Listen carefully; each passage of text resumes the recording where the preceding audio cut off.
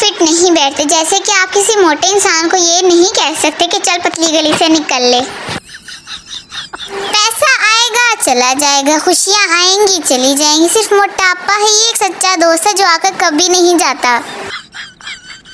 अफसोस होता है ये देखकर कि मर्द अपनी बीवी से तो बेटा चाहता है लेकिन अपनी मत से कट्टी चाहता है। खैर सानू की फड्डेबाज बीवी।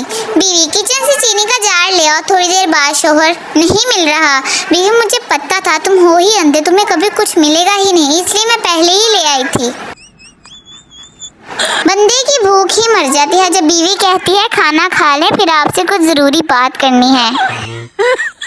घर वालों ने यूं फोन समझ रखा है, जो भी काम हो बेटा तुम ही तो हो। पाकिस्तानियों का उम्रे से वापस आकर सबसे पहला काम आबे ज़मज़म में मिलावट करना है।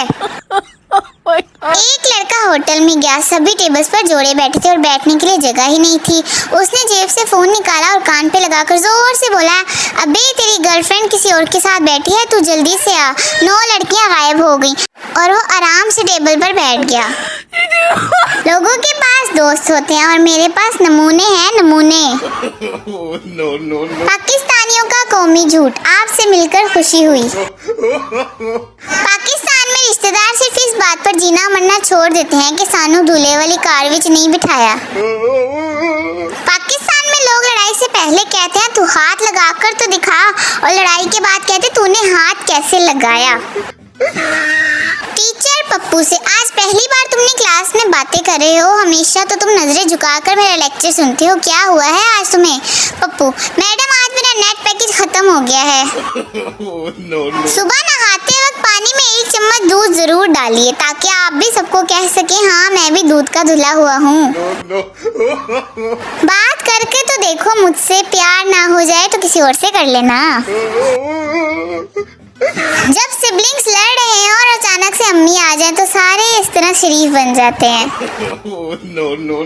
जब आपको अपने बहन भाइयों पर भरोसा ना हो तो आप चीज का हिस्सा कुछ इस तरह से करते हैं।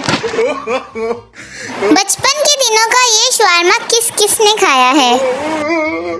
बुरा वक्त भी कट ही जाता है, बस मोबाइल चार्ज होना चाहिए।